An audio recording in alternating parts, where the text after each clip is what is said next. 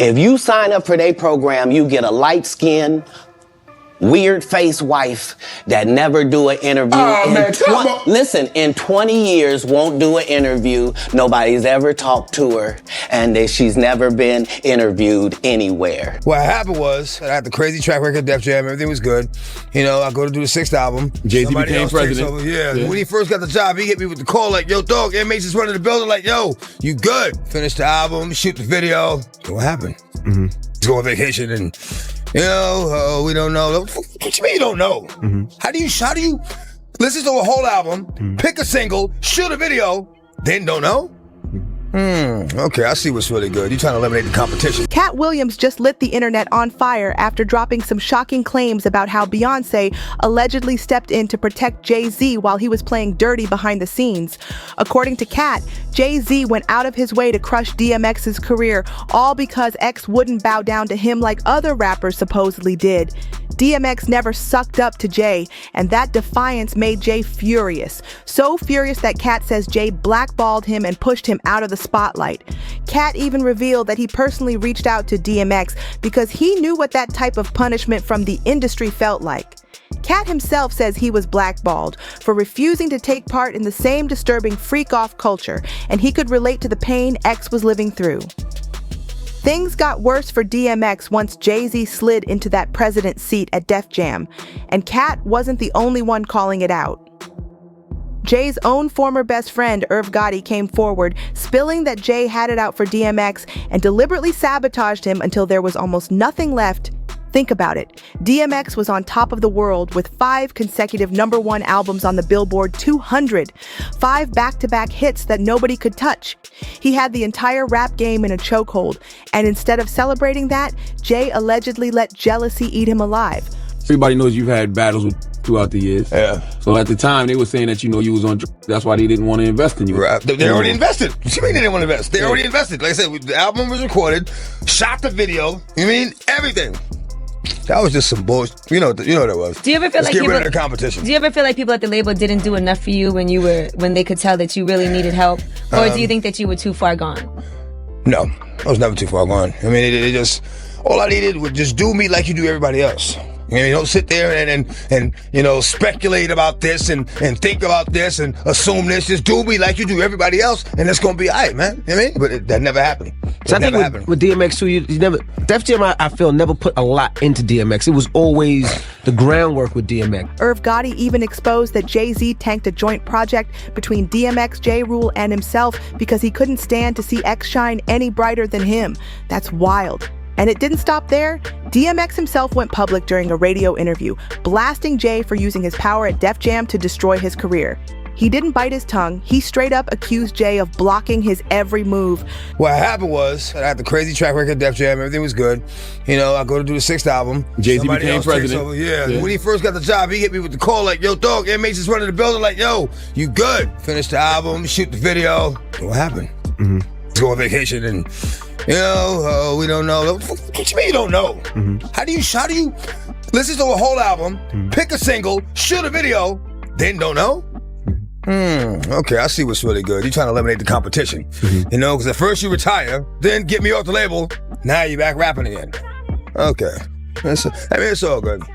To hear all these stories lining up, from Katt Williams to Irv Gotti to DMX himself, it paints a picture of someone pulling strings behind the scenes to make sure X fell off.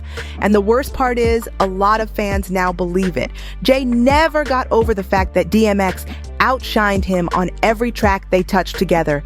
X bodied him every single time, and everybody knew it. First meeting I ever had, I was like, we gotta sign DMX, and they laughed at me. I remember when I left the office, Tina Davis said, she knew what I wanted to sign DMX. She said, DMX don't sell, your ass is fired. Jay and Dame did not believe in DMX. Jay would be like, you think he's better than me? And I'd be like, he's nice just like you. I said, if you look in the hood, there's less of like you and more of like him. Yeah, but he don't want to live that. He's depressing, Gotti. And I said, I don't give a f. So Jay used to watch me grind with X, and he was off with the Hitman. And then something strange happened when I made Get At Me Dog. If you remember at the beginning of the video, it's the heartbeats, doom, doom. DMX, doom, doom.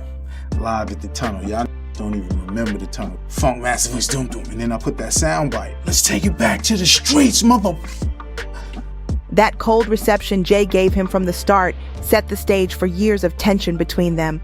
Sure, they might have worked on a few songs afterward, but word on the street says the beef never cooled off. It just went underground, bubbling behind the scenes until the day X passed away. And here's where it gets even messier. Irv Gotti once revealed that there was supposed to be a full collab album with DMX, Jay-Z, and J. Rule. That project would have been a cultural reset, but it never saw the light of day. Why? Because Jay allegedly couldn't handle X stealing all the shine. People claim Jay's jealousy wasn't just professional, it might have been deadly. X was with it, Ja was with it. Jay wasn't with it. I tried 2 times to make that album happen. X was with it, Ja was with it. Why do you think Jay didn't want to be that good? This is just my opinion. Just my opinion. I don't think Jay wanted to get in that room with X and Ja. It was not. One more than the other, or Listen, no, both? No, both. Jay is a very smart person. He's going to do an album with R. Kelly. R. Kelly worships Jay-Z. Worships him. And Kanye West. Kanye West worships Jay-Z. And Jay Electronica. They all worship him. X and Ja don't worship Jay-Z. You're my man. When that beat comes on, you're not above me getting at you. And that's what I do not feel Jay wanted to deal with. He didn't want to deal with.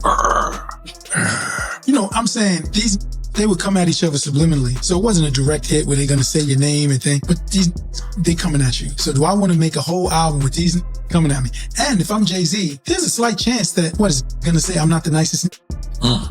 That's what right. That's right. It's not worth it. Where's my win? Some even whisper that his obsession with being the one is what drove him to take X out, and that Beyonce knows exactly what went down. But instead of speaking up, she's allegedly keeping quiet to protect her husband. And honestly, would anyone expect her to flip on him publicly? But the rumors don't stop there. Street chatter says Beyonce herself has skeletons in her closet, and Jay has been the one helping her keep those buried. Jaguar Wright even came out swinging, accusing the power couple of luring people into their home, keeping them hostage, and doing dark things most fans couldn't even imagine. Jaguar also went as far as to say they had a hand in the death of Aaliyah, and even in the mysterious passing of Jay's alleged pregnant mistress, Kathy White. Dream Hampton spearheaded the Surviving R. Kelly campaign, which fueled the Me Too campaign. And that was all funded by Sean Carter to make sure that Robert Kelly went to jail. Get his lick back. Why is nobody understanding that Dream Hampton was being financed and ran by Sean Carter? They were able to go and get all of these witnesses because he was there with Robert Kelly. How does Jay-Z sit down with Gayle King and she not ask him one question about the intersection between him and Aaliyah and Robert Kelly? This is insane that people keep refusing to see what's right there. How many victims potentially do you think there could be? Thousands. Thousands. I've talked to hundreds that I deal with still myself.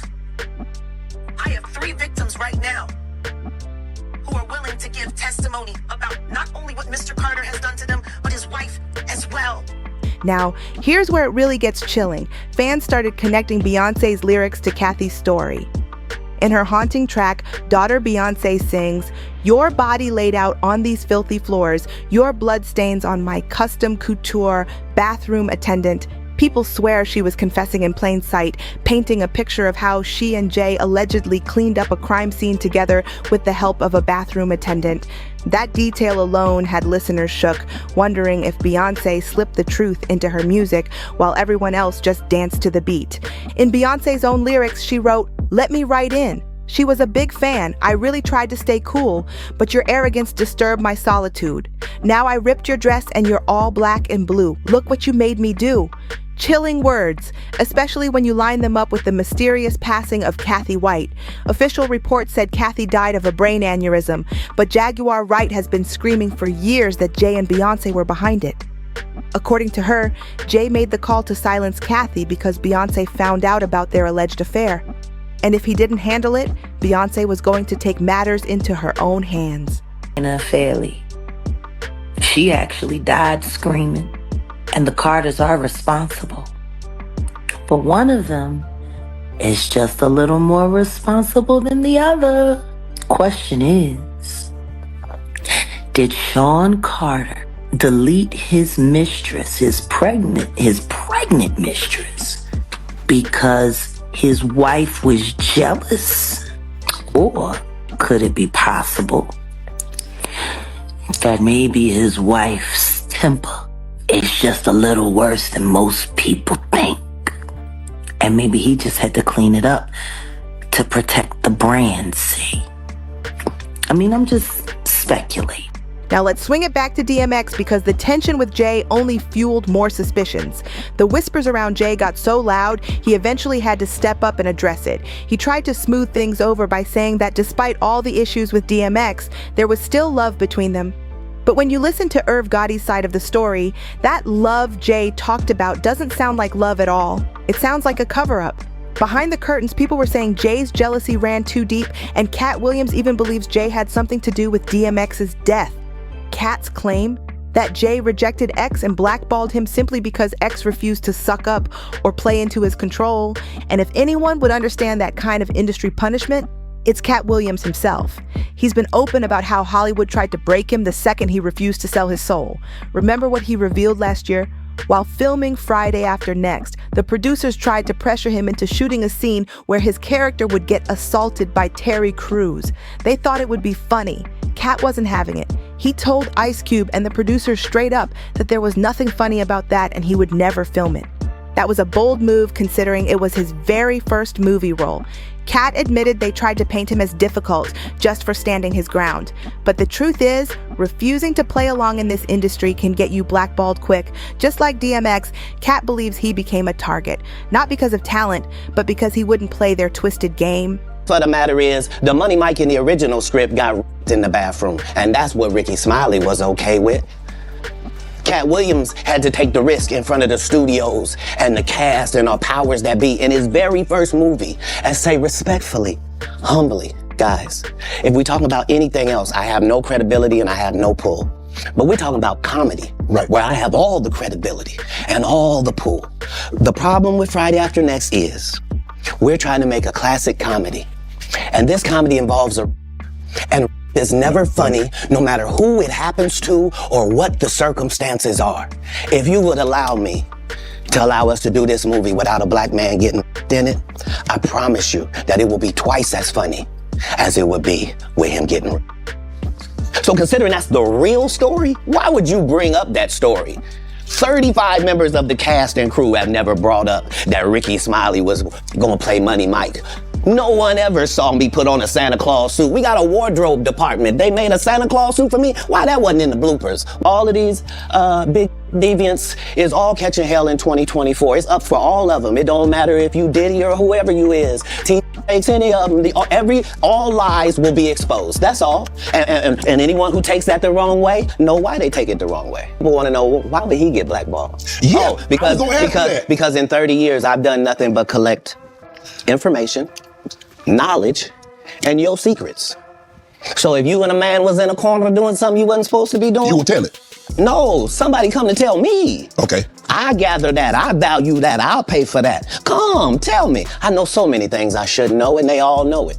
They all know it. Why? Because they canceled me for talking about Harvey Weinstein before the thing came out, but he offered to suck my in front of all my people at my agents. But here's the difference. Katt Williams lived to tell his story, while DMX didn't. And that's exactly why Katt is now blasting Beyonce for keeping quiet about what really went down. He's been saying straight up that the truth behind DMX's death will only come out the day Beyonce finally decides to talk. And until then, the mystery stays buried. That's a bold claim, and people online are split. Some think Katt is just stirring the pot, but others swear he's only saying what everyone's been too scared to admit. Fans didn't hold back either. One person fired off, "Let's clear that up first. DMX was never scared of Diddy or Jay-Z. He said it himself plenty of times, including in that one interview where he called the industry out." Another fan got emotional, writing, "DMX wasn't just a great rapper, he was a poet.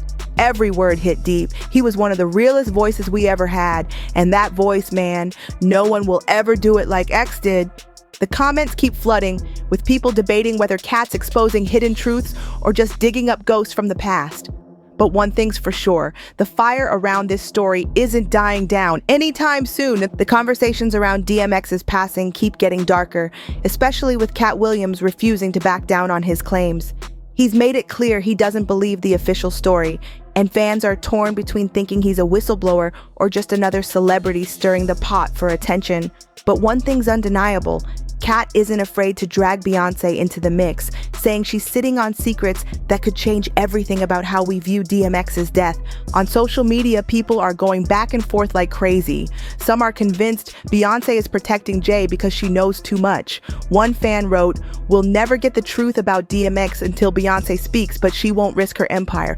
Loyalty runs deeper than justice in that family." Another fan clapped back with, "Nah, Katt just wants attention. Beyonce don't owe us anything. Stop trying to drag her name every time something tragic happens in hip-hop." But the theories don't stop there. Folks keep connecting dots between DMX's downfall and Jay-Z's rise, pointing out how X was dominating the charts until Jay stepped in at Def Jam.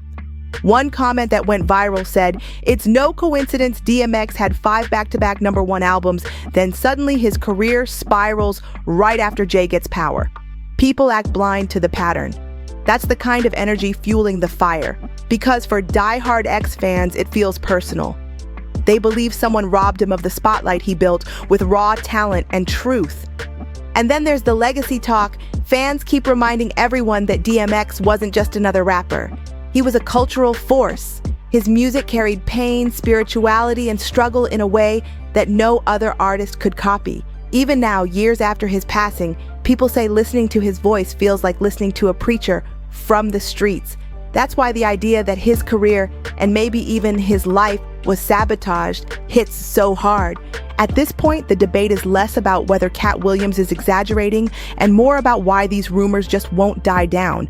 Every time Jay-Z or Beyonce's name pops up, someone drags DMX back into the spotlight and the whispers get louder. And the question everybody keeps asking is simple. If there's nothing to hide, why does the smoke around this story keep getting thicker? So now the big question hangs in the air. Was DMX taken out by the same industry he once had in a chokehold? Katt Williams sure seems to think so, and he's not letting Beyonce or Jay-Z off the hook. With all these claims swirling, from Irv Gotti's inside tea to Jaguar Wright's chilling accusations, the lines between rumor and reality are getting harder to separate. But the truth is, DMX's story refuses to fade away, and people want answers. Fans are flooding comment sections with their own takes, some saying Jay-Z masterminded the downfall out of jealousy, while others argue that Katt Williams is just stirring chaos to keep the spotlight on himself. And Beyonce? People are split.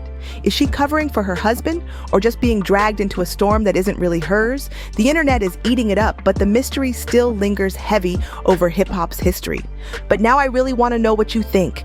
Do you believe Beyonce is allegedly hiding the truth about DMX's death? Do you think Jay-Z had something to do with it? Or is this just another messy conspiracy people can't let go of? Drop your thoughts in the comments below because this one is explosive. And don't forget, smash that like button, subscribe, and turn on those notifications so you don't miss the next wild tea spill. I'll catch you in the next one. And trust me, the video you see popping up right now has even more celebrity drama you won't believe.